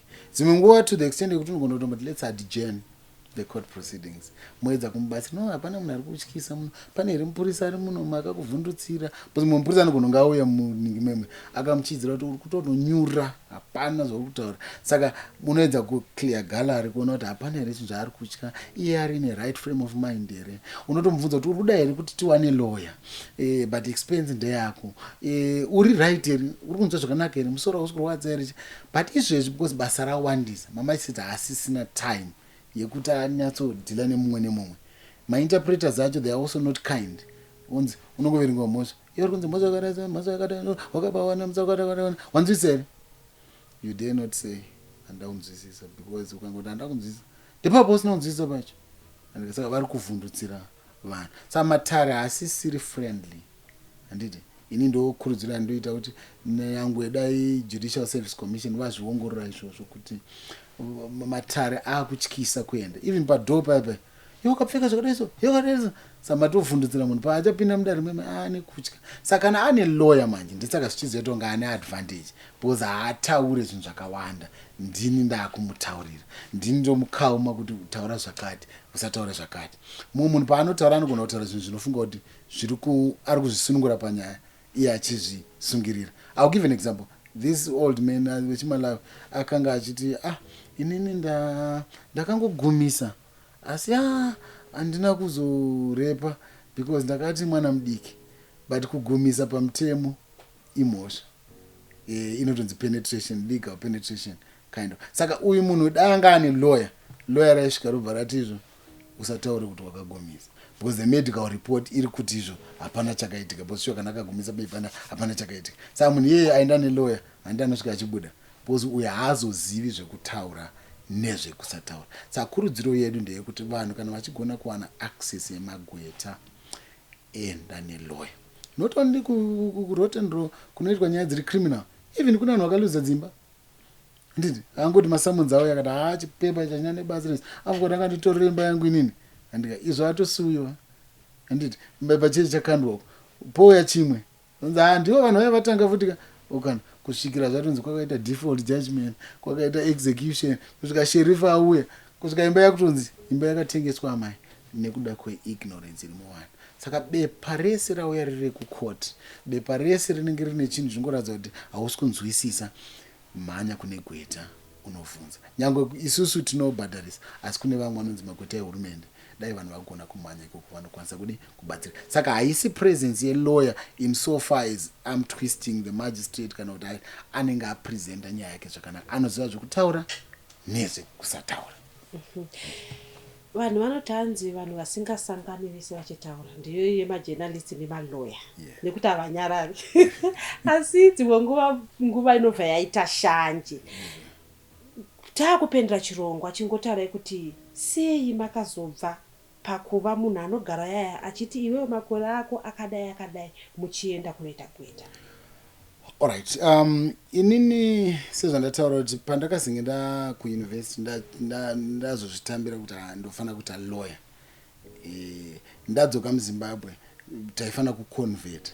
Saka ndakazenge ndaconvert degree rangu kuti ndigone kupractice munomu. Saka basa reumajisi ndakuudza kuti ndo rakanga richikwanisika kuitika nekuda kwokuti wanga usati waconvert. And ndichitaura maybe ndichida kupedzisa, pane mumwe mufundisi akambinga anditaura yaaiti 5Ds philosophy. 5Ds iyi aiti zvo number 1, you must have a dream. Anditika, so the D1 ndewe dream. Saka inini mushure mekunge ndazobva kujournalism zvitambiro ndaagweta, ndo yakanga ya dream yangu to be one of the best lawyers mupractice mangu. Saka I always dreamt kuti ndichazoda kuita law firm yangu, ndichazoda kuemployawo vanhu. Saka zveumagistrate ndanga ndiriko, asi ndine dream yekuita gweta. Saka 2 akati D wechipiri ndewekuti you must have direction. Saka direction inenge iri kuti kana uda kuita gweta, obviously you must register neLaw Society of Zimbabwe. So while I was a magistrate, ndakabva ndazoregister to practice neLaw Society of Zimbabwe. Zvakafanana nemwana ari kubva kuform 4 achida kuzoita doctor, angatange kunochoose Shona divinity. So that's direction yaunochoose. So as you go, pane inonzi drive. Anditika motikari ukangopinda wogara, nyangwe yakanaka sei, nyangwe ine fuel yakazara sei, haimove. There must be a drive. Anditika the third D. Saka inini ndiriko kuchimagistrate koko ndakatanga kuti ndione kuti kuma law firms ndimboenda chinwanawo time yekumbogarawo navo nichinotwa ndese chigarawo mumacourts nichidini. Saka that was the drive yandakanga nayo. But zvanga zvakaoma again kuti uchibva kuchimagistrate, because kana wamboshanda mucivil service mune salary iri guaranteed kuti ndinozotanga practice. Saka there was need for determination. So I had really to be determined kuti one day chete zvichaita. And here am I. The last D according to him was destiny. Ndinotobvunza kuti magumira pa D wechi4. And it's ironic actually kuti the last D ndo pa destiny pacho patitori. And right now. So I in my view Gracio dzakaita kuti ndibve kujournalism naMwari vachida kuti ndiite gweta. Ndo zvakaita kuti ndizobva kugovernment. Number 2 chakaita kuti ndibvewo kuchimagistrate ndechekuti shungu dzangu dzaive dzekuti ndichaenda kunoita practice. Saka pandakabva kumarondera ndakazoita magistrate kwaMurewa. Then I came here ndobva ndachitonga pacivil court apo. Ndapedza pacivil court ndakazonda transfer kuenda paRotterdam. Rotterdam is it's the biggest court magistrates. Saka ndakasvika kuRotterdam ndakati ndatonga pachigaro chepamusoro-soro. Saka zvanga zvisiri challenging. Then ndazororawo muhoro wacho wanga usanyatso kwandirana nekuti ndichengete mhuri. yandaenda nayo. Saka those three things I think zvakandiita kuti ndichikwanisa kuenda kuchikweta. And ndopandakazotangawo law firm inonzi Muvhami Attorneys. Pamunosvika kumba pane pekuti munowana nguva here yekutaura nemudzimai kuti he kesi yandaita yakadai so, kuti kesi yandoda kuti yakadai so, and mukukurukura imomo, does she have any influence or does she even help you to say inini ndiri kuona zvakadai so, ndiri kuona kudai so? Yes, zvinoitika, but also at the risk yeku violate confidentiality. Because isu semagweta client newe kana muchinge muchidiscussa nyaya pane issues confidentiality, saka haukwanisi kushare nemumwe munhu. Saka of course pangu pacho ndozotaura naye kana nyaya ichinge yatopera. But isn't that hard? Nekuti really, this case iri kutonditambudza and maybe andina kuwana nguva yekuenda for therapy. But this is someone wandiri kugara naye. Isn't that hard when you have to keep it inside? It is, but nekuda kweexperience wo yemakore akawanda uchidhila nenyaya idzi zvisanyanye kukuremera stere kuti uchengete. Unogona kutaura naye hausati wamboenda kune munhu erongoti iyo pane mumwe munhu shamarika ari kuenda through this situation, iwe uchitoziva kuti uri kutaura nyaya about yourself. Saka maybe advice yake inozongoita isiri specific to nyaya yaunenge uchidhila naye, but mabatsiriro anenge akuita anozokubatsira futi. Saka we discuss kunyanya nyaya yacho maybe kana itori in the public domain. Saka in the public domain maybe anenge akatoiverenga aunza murume wangu ndiari kuita nyaya yakadai so, murume wangu ndiari kuita nyaya yakadai so, haungazoregera kudi kumuzivisa. Like I handled case yamaititi pavakamboenda kujeri paipa the appeal, we handled it. Saka yanga iri in the public domain. Saka obviously you discuss pane nyaya ndiri kuita yakadai so, she helps you kusupport out shamari wotosimba. Because nyaya my Jeremiah, I remember I also handled it ndichivabatsira ivo kwete kudefend those guys. Saka nyaya dzine macelebrity but she helps me sometimes. Even vana, I remember the other time I was dealing with a murder case and I was telling them, hey guys, nyaya iri kundinetsa because vakomana ava ndikufunga kuti havana kupara mhosva. Saka vakazobatwa nemhosva. Vakomana havana kuzobatwa nemurder yakazoita culpable homicide. Saka I remember at the dining table tichitodya dinner ndandakaita kakusurwara, so my sons were saying dadichi mandazovaudza kuti pane kesi yasetwa down kuti vakunosendenzwa.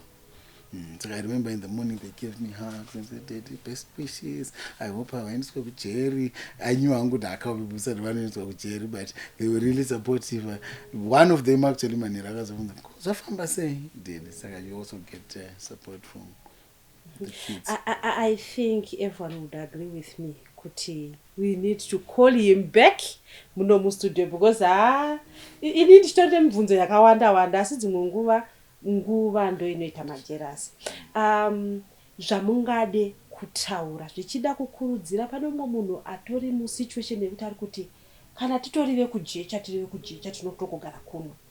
Uyewo pamanga muchitaura mataura nyaya yekuti pane mamwe mapapers ekuti you are praying kuti dai ava vanhu vandibatsira ndinokwanisa kuyambuka. Mukataurazve umwe kuti akati iwe ndakunzwira tsitsi huya kuno, let me see what I can do. Maybe kutaura kune vanhu vanenge vaine power yekuchinja upenyu hwemwe munhu, uye vanhu vari kuti tiri kujecha shagarirwe kujecha zvinongoperera kuno. Just like I was saying, that 5D philosophy, that person, you should always dream big. Kune vari kujecha vaya vanofunga kuti ndakakurira kumufombi, ndakakurira kumabvuku, ndakakurira kupi, saka hapana chingabudawo mandiri. Kudhirima mumwe mutauro akati hakubhadhariswe. Nyangwe izvi ndikandoda kudhirima kuita president weZimbabwe ndingasungwa here kuti idream yandiri kuita. Ndikada kuti ndiri kudhirima kuita chief justice. Saka always have a dream. Dream iyo ndio ichazokudrive. Saka number 2, when you have that dream, isa kutenda kwako muna Mwari. Pandiri kutaura izvo handisi kuda kuita undermine vamwe vane zvimwe zvitendero zvakasiyana siyana. Maunotenda imomo ive nekutenda kuti Mwari yeye achakubatsira kuti ukwanise kuita realize your dream. Saka munhu, don't look down upon yourself. There's a statement inoti no one can look down upon you without your consent. Saka iwewe ndiwe unotendera kuti vanhu vakuite look down upon or mathoughts ako. Andika, as a man thinketh, so is he. That's what the Bible says. Saka zvaunofunga pamusoro pako ndo zvauri. Saka then ndotarisa futi kuti kune vanhu vane mikana yekugona kubatsira vamwe vanhu. Inini nekuda kwevanhu vakandibatsira muupenyu hwangu, ndinongokurudzira kuti kana uchikwanisa kubatsira mumwe munhu, whether kumubhadharira school fees $10, and muhama dzedu dzimwe zhinji muchaona kuti mari dzatiri kuda kuti tivabhadharire chikoro pamwe $10, pamwe $5, pamwe a pair of shoes. Dzimwe zvacho titori nazvo mabhuku. I remember the other time tanga tiri mabhuku emwana anga apfuura that grade, but kune mumwe mwana wopa next door tikasunga mabhuku ese tikanodi tikanomba. Saka vane zvikwanisiro zvekuti vabatsirewo vamwe vanhu, ngatikwanise kubatsira vamwe vanhu. Pamwe pacho is just your signature. Kuti maforms aungouya chete. Inini I've written my letters, inonzi motivation letter. Kana munada kuapply ku-university, kuapply for scholarship, unzi paringoda signature yengoto. Pamwe pacho not a lawyer, someone atori of standing in the society. And mumwe ndati inini standing in society, pandakatozoona kuti pane mumwe ndakatoapplyira akatozowana nzvimbo. Saka even as I tell my story, maybe you have not asked me this question, and the reason why ndakanyora bhuku was kuti ndigone ku-acknowledge vanhu vese, and I don't think kuti pane wandakasiya kana wandipo wandakasiya, but it was kind of a vote of thanks kuti through the paces and the stages of my life uyu akandibatsira chakati, uyu akandibatsira chakati, and ndinhingi ndichimudoma nezita rake kuti pamwe rimwe zuva account iyo ichazowanikwawo nemumwe. Saka ndoda kutenda vose vakaita kuti story yazoita kunge iripo nhasi ive possible. Ndinovatenda, including imimi veDestiny TV. Kukupa kutipa platform iyoyi yekuti vanhu vaone. I really thank you so much. Yekuti vanhu vadzidze from you. We are hoping pamunoita book launch yenyu, you call us veDestiny TV, vanhu vaone kuti it's not just talk, but zvinhu zviri kuitika. Advocate da kutendai. Tinokutendai nenguva yamatora kuuya kuzoshare your story. Tinoziva kuti kunyange imimi kwamuri ikoko mune nyaya dzamuri kurarama. Nyaya dzakaitika kwamuri, uyai tikurukure pano paDestiny TV. Pane umwe munhu achakurudzirwa nekutaura kwenyu, kuno umwe munhu achadzidza, kuno umwe munhu ane upenyu hwake huchashanduka nekuda kwekuti imimi munenge mauya kuzoshare story yenyu. Zita rangu ndinonzi Stella Musha. Ngatisangane zvakare muzvirongwa zvakasiyana siyana pano paDestiny TV.